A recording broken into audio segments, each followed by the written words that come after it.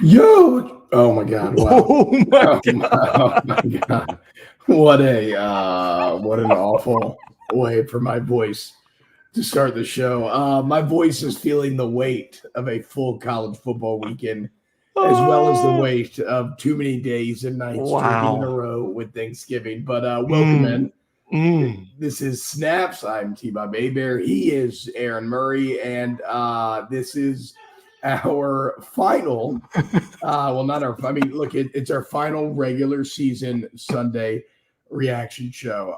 It's a bit bittersweet, but rivalry day yesterday definitely delivered. I mean, the Auburn Alabama thing is just insane on so many levels. We got to get into Michigan, Ohio State, the Wolverines asserting themselves, Washington get it done in the Apple Cup, FSU finding a way, and then hey, how about it, Aaron?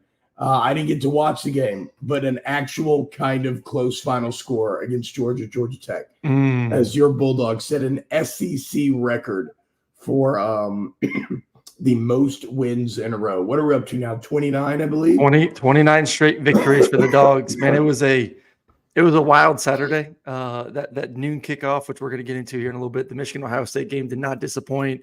The late night games, Florida State, the Georgia game, obviously the Auburn Iron Bowl game versus Alabama. Like it was one of the more exciting rivalry weekends that I could remember. And a lot to break down with you this morning.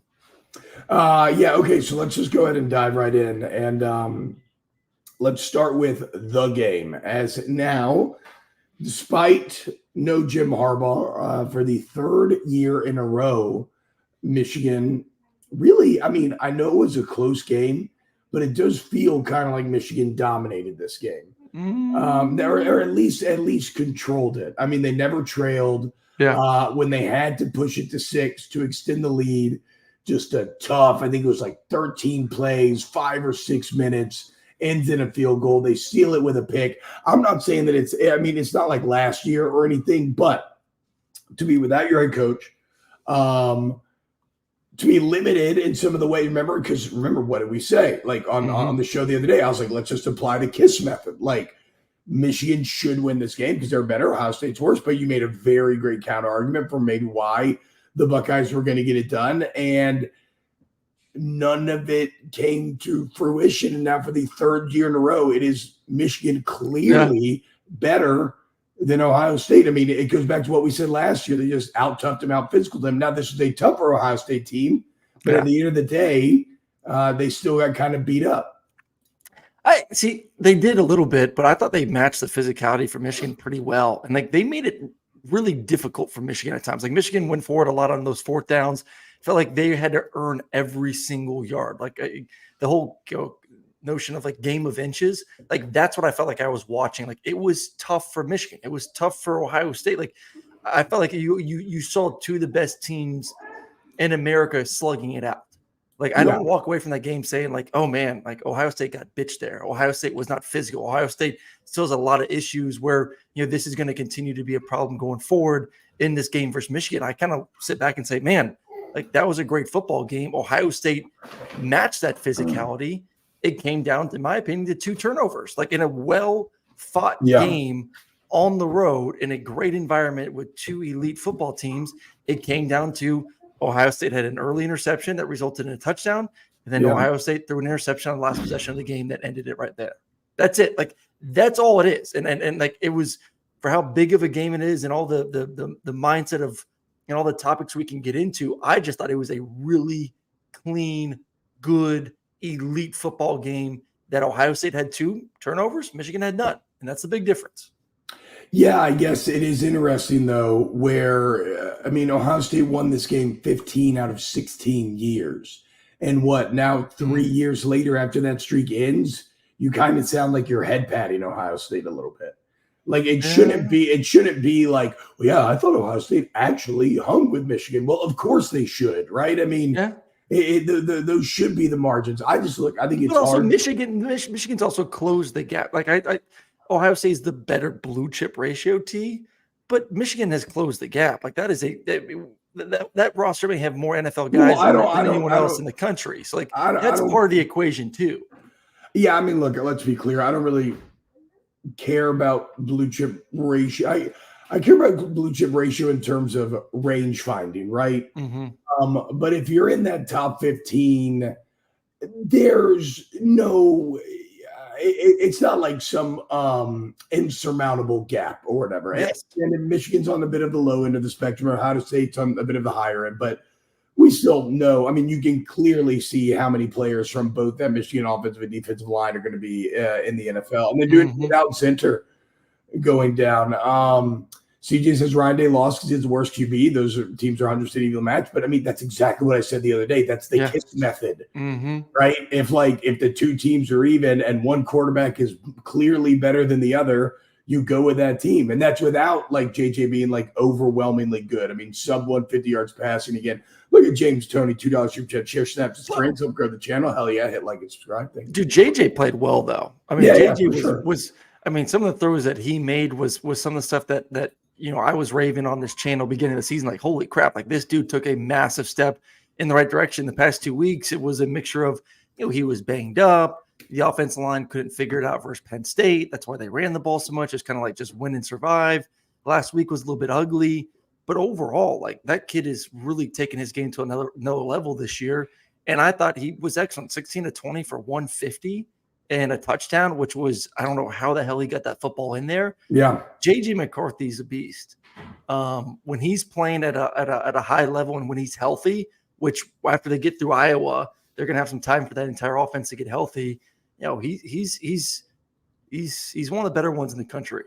If they get through Iowa, if they get through, you know, dude, Iowa should be 11-1. I know you think that was a fair catch of that punt return. I still think that's bullshit. I think they won that game. Iowa should be 11-1. Instead, they'll have to settle for 10-2. But either way, they're going toe-to-toe with Michigan. Okay. One more big picture thought, then we'll move on. Does this mean anything for Ryan Day for you? I mean, Ohio State fans, we know what it means to that fan base. He got to be beside himself. This now, look, you know, fool me once. What is it? Fool me once, shame on you. Fool me twice, shame on me. And then something about fool me thrice. I don't know. I blew that. Fool me twice, your ass is fired. Listen, I think they would be crazy to get rid of Ryan Day. This dude is one of the best coaches. He was a field goal away from winning a national championship last year. They would have done to TCU what Georgia did to TCU. I get the frustration of not beating your big-time rival. Like I saw a couple former Ohio State Buckeyes tweeting at, you know, it's time to move on. You can't beat Michigan. Then that's what you're being paid all these millions of dollars to do. I get that, but like, who are you going to replace him with? Like, who are you going to bring in that's going to do a better job? You're going to bring Urban back? Is that the move? Guys, like, who are you truly going to bring back to take over? So, and then we're going to get into a little bit later about A&M and that job vacancy, and it's not going to be Mark Stoops. Does Ryan Day just kind of say, screw this, I want to get out of here, and he jumps to College Station? I don't know, or does he go to the NFL? Like, do we see the two best coaches in the Big Ten leave to go to the NFL after the season, him and Jim Harbaugh? Look, I don't know about Ryan Day leaving, but Ryan Day being fired conversations are patently absurd. That's just an emotional conversation. That's all it is. And look, like to Brett Roquemore's point here, to counter T-Bob, Michigan dominated Ohio State last 2 games. This year is really close, and OSU is no longer on ice skates. That's true.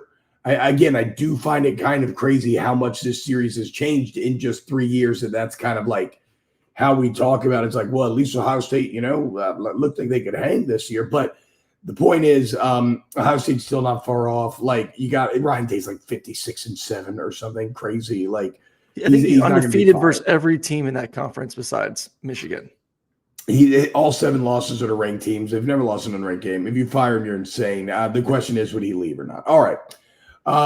And for Michigan, good on you, man. Looks like you're going to be Big Ten champs 3 times in a row. Absolutely incredible. Don't know what the future holds for Harbaugh either, but a real national championship threat.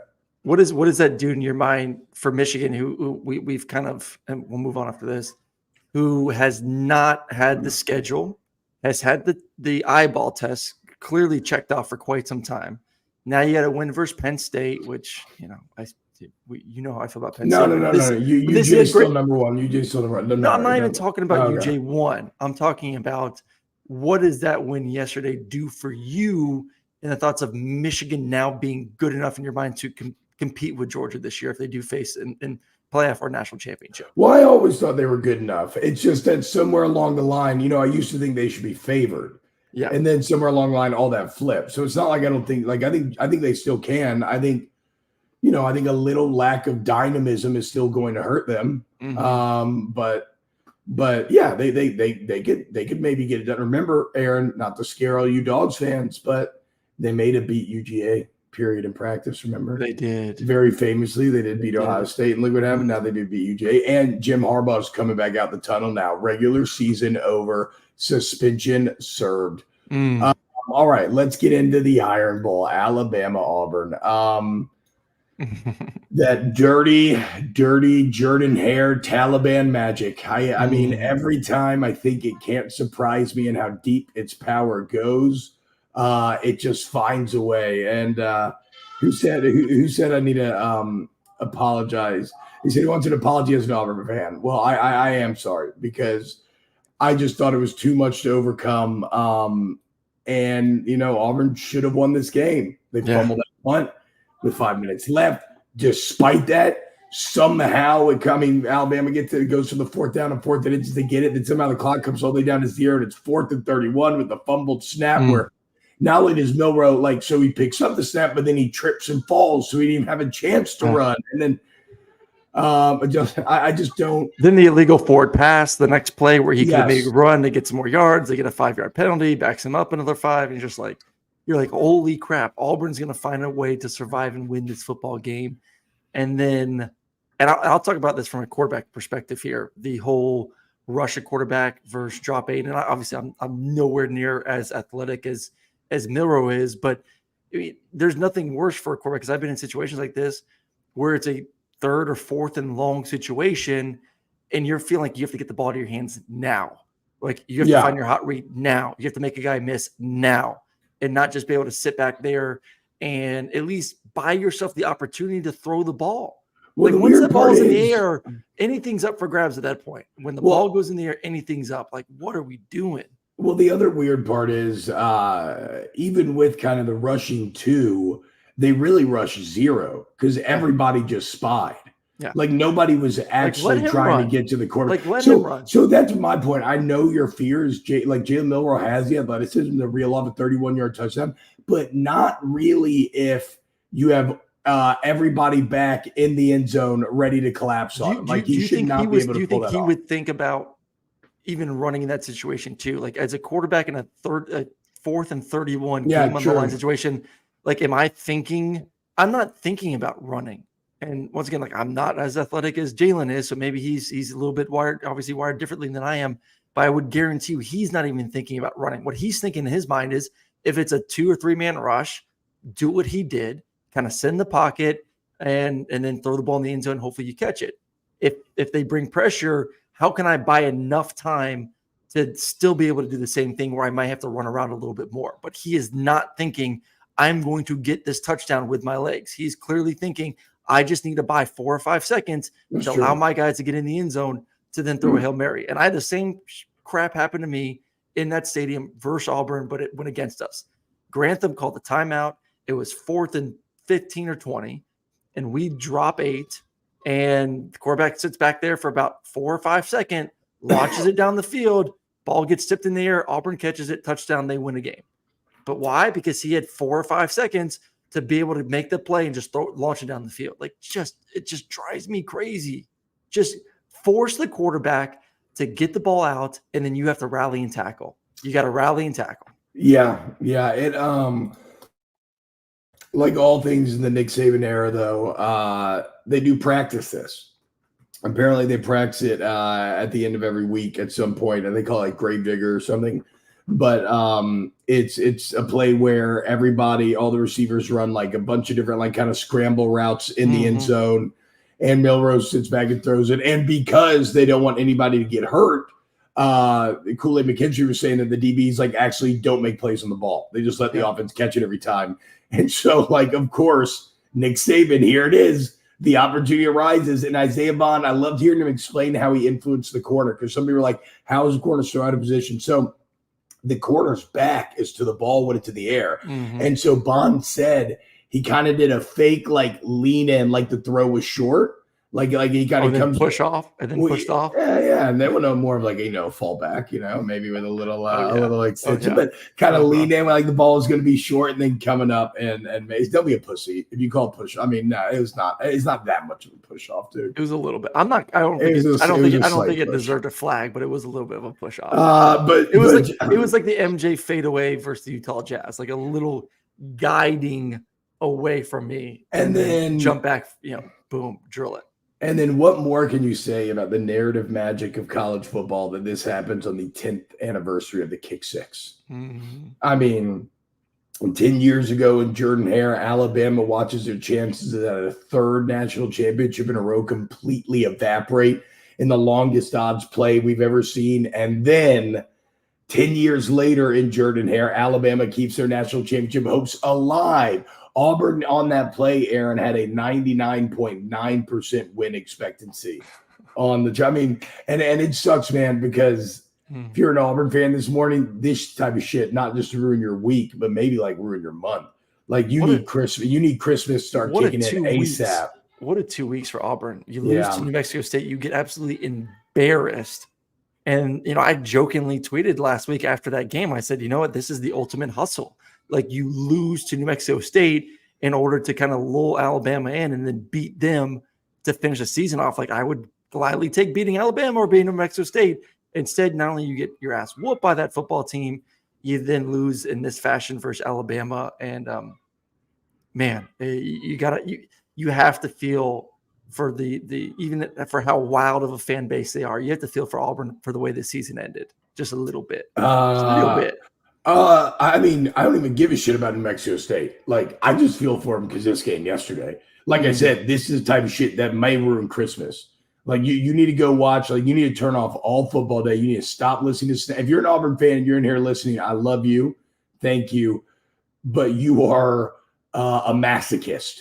You are self-flagellating. You have a cat of nine tails that you're slapping onto your back as you just – continue to relive what happened last night. I mean, that stadium had it, and then it was just silent, just absolutely brutal. But Alabama stays alive. So the Alabama-Georgia heavyweight match, two teams with a combined one loss. We will see. Brett Roquemore says, I didn't think that Alabama looked very good, right? Alabama. It's like, well, again, Jordan-Hare to Alabama magic. I wouldn't expect too much of that carry forward in the Georgia game. It is what it is.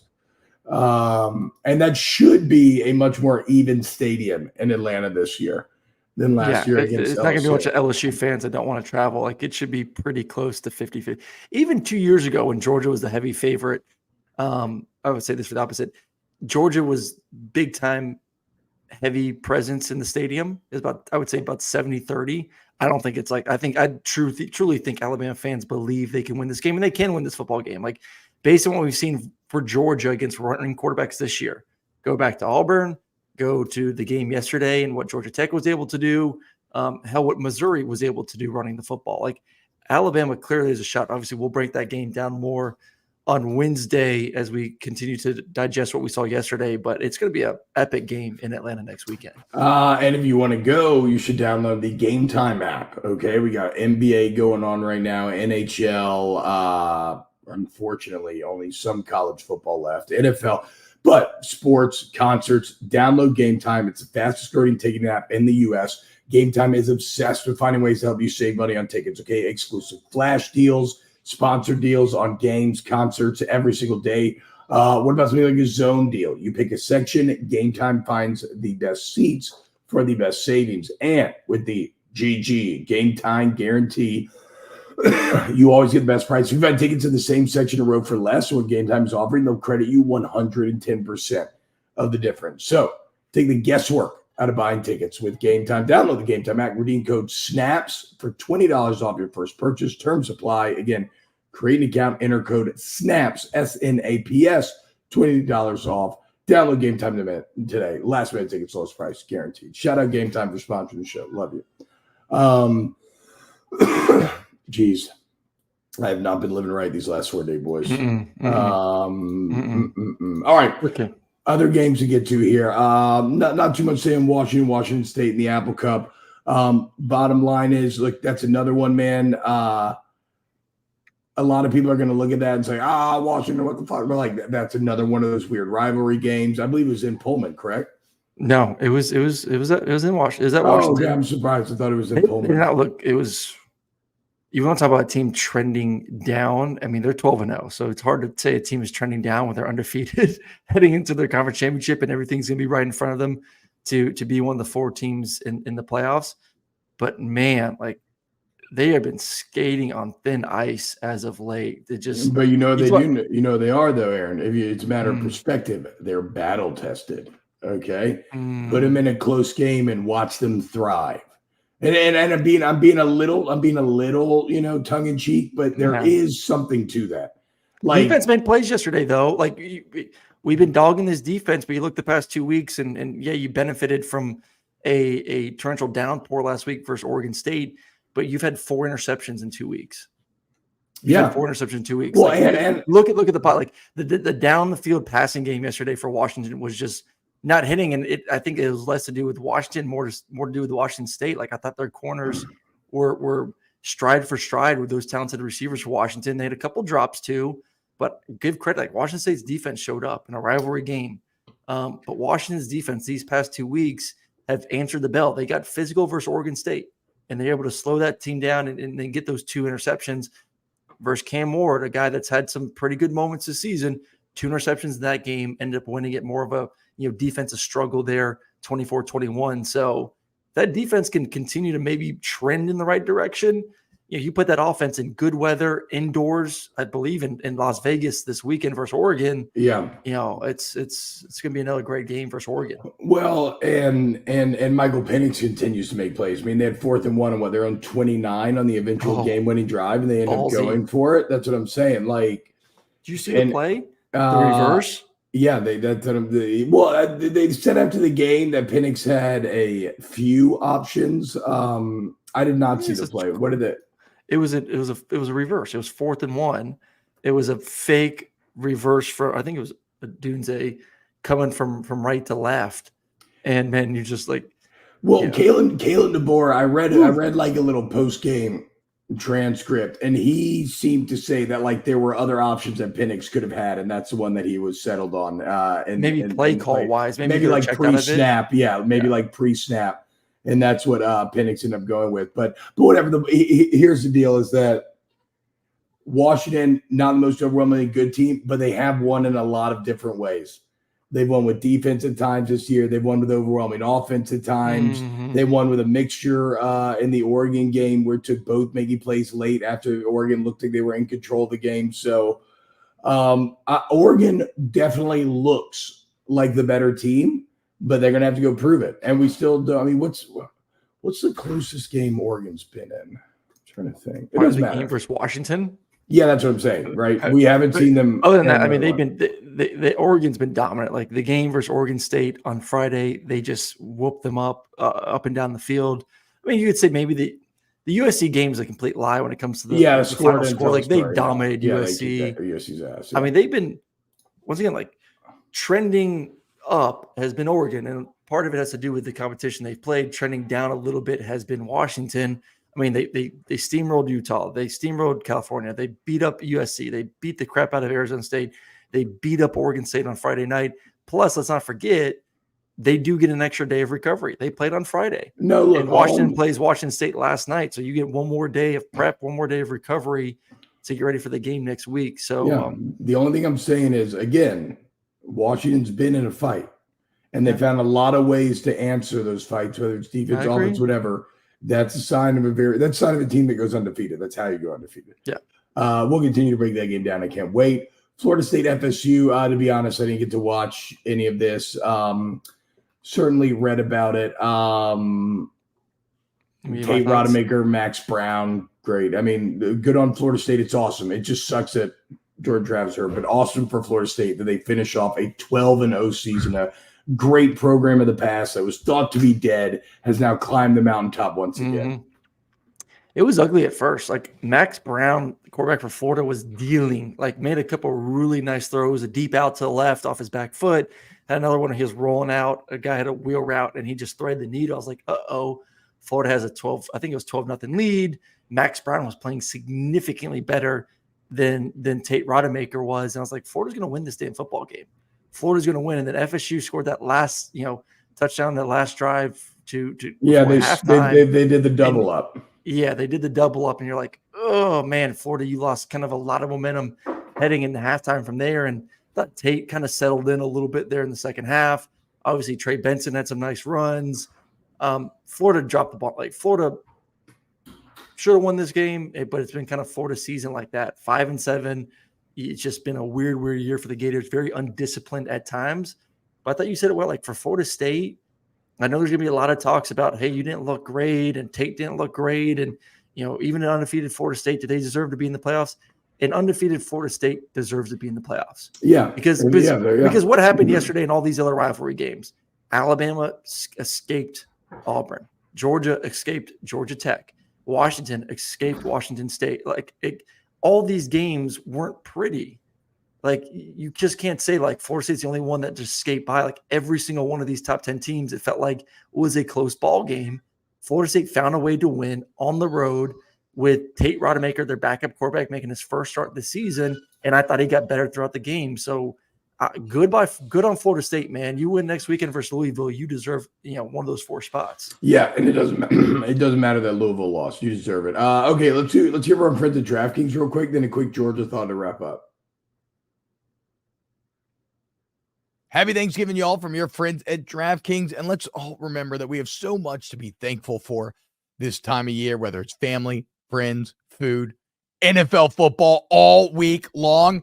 And DraftKings Sportsbook is keeping your Thanksgiving week full of action. Right now, new customers can bet just $5 on the NFL and get $150 instantly in bonus bets, okay? So no matter your appetite, we got something for you, okay? You like playing money lines, parlays of both the multi-game or same-game varietal, props, live bets, so much more. You name it, DraftKings has it. So download the DraftKings Sportsbook app now. Use code SNAPS. It's your first time sign up. Use code SNAPS. New customers bet $5 in the NFL action to score $150 instantly in bonus bets. Only on DraftKings Sportsbook, an official sports betting partner of the NFL. With code SNAPS, the crown is yours.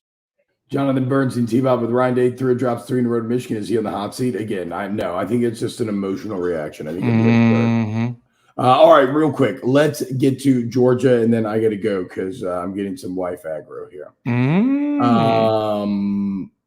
But I just saw the final score here. You know me. I'm a Georgia Tech hater. You are. How was the game? Not great at all. I mean, there was never a moment where I felt like Georgia was going to lose the football game. Was it as pretty as you want? No. I think there are some areas of concern. 100%. Like the way Haynes King was able to run the football, and the way Georgia Tech ran the football in general, like 205 yards rushing for Georgia Tech, like that should not happen. So I think for our Georgia fans are kind of saying, like, man, like, once again, Auburn, Missouri, Georgia Tech, some rushing quarterbacks and some rushing offenses put some numbers on us, able to get on the edge. Quarterback was able to make some plays. Like just that has to worry you a little bit as you get ready to face Alabama this weekend, knowing what Jalen's able to do. Yeah, it does. No, but I'm saying this is should. not an Auburn, New Mexico State situation.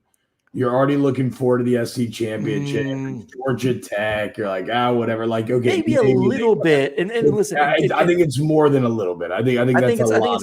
And I think what goes into it too is the fact that Georgia rested some of their star players. And I know they're banged up, and maybe they couldn't go. But I think as a team, when you see that, like, Ladd McConkey's not playing and Brock Bowers isn't playing and this guy's not playing, that guy's not playing, I think you kind of get the feeling of, hey, we're resting everyone to get ready for next week. Which even subconsciously shows that you are, like, even as a player, you are thinking about next week, because clearly the staff and everybody else is as well. They won and survived. They move on for the SEC championship game. But I'm just saying, like, it's a problem that is popped its head up multiple times this year. This wasn't we're looking ahead, and Georgia Tech with an athletic quarterback kind of, was able to rush for 200 yards. Like, this is the 3rd or 4th time we've seen this from this defense this year. So, like, that is the reason why I'm thinking it's a little bit more than just looking ahead to the game versus Alabama. And I guess in the Mizzou game, I was going to say, well, but you've never really seen it when it like really mattered that much or when it was like a good opponent. But no, Mizzou was, you knew they were good coming in. It was in Athens, it was huge, and they did. So, okay, I feel you on that. Flip it over to the other side. So look at the last thing. Like, offensively, they're rolling, and they did it without their two best players on offense once again this game. Kendall Milton has been on a tear the past few weeks, looking like the physical running back that Georgia fans thought he could always be. Offensive line looks really good. Carson looked, it wasn't Carson's best game, but still efficient. Once again, like, you're scoring points without the best player in the country on the field and your best receiver on the field. So I think Georgia will score on Bama. It's just they better find a way to stop the damn run. Well, look, we're going to be breaking down all the conference championships all week long here on Snaps. If you want to hit the like button, sub, we're over 8-5, boys. The road to 9K continues. Remember, guys, if you enjoy the show, share with your friends. 10K by the Natty. That's the goal during this Christmas season. Jaden Daniels was awesome against Texas A&M. I know no one watched because it was during the game, and it really sucked for him that the LSU defense is so abysmally bad that they literally gave Jaden like 2 possessions in the first half. But despite all that, he still ends up with 300+ yards, 4 touchdowns through the air. I think he ran for 100 as well. Like, he's just fucking awesome. Unfortunately, I think it's just going to come down to what Bo Nix does against Washington. Yep. If Bo Nix balls out against Washington, even though Jaden, I think, is the better player and this more statistically better player. Well, obviously, statistically, I think he'll be a higher draft pick as well. But that won't matter if Oregon balls out, beats Washington, and it's because of Bo Nix. Although I'll say what I said on my post-game show last night. When Jaden Daniels fucks your wife, she's like, "Oh my God, it's in my stomach." When Bo Nix fucks your wife, it's just a regular guy shit. Dump offs, average depth of target 5 yards. You obviously did not watch the game versus Oregon State. He was throwing it down the field a little bit more than he's done all season. And I'm not advocating for Bo Nix to win the Heisman. I truly believe Jaden should win it this year. But Bo showed me a little more on Friday night with more of the vertical passing game. That's for you, Aaron. I'm holding up my middle finger for anybody listening on podcasts. All right, we have to go. Love you all so much. Huge thank you to Chris Tran, Pat Gunther, Adam Gracia, Danny Cardenas, boy Ryan Brumley, everybody, waking up early, making these episodes. Massive thank you, everybody hanging out in the chat right now. Right on. Y'all are the best. Hit the like button. Share it with your friends. Please sub to the channel if you enjoy the show, obviously. Download Game Time. Support our sponsors. Oh, by the way, Aaron, I had a fire week on DraftKings. Ooh, best week of the season. Let's go. Y'all have a great Sunday, and we will see you tomorrow for more Snaps.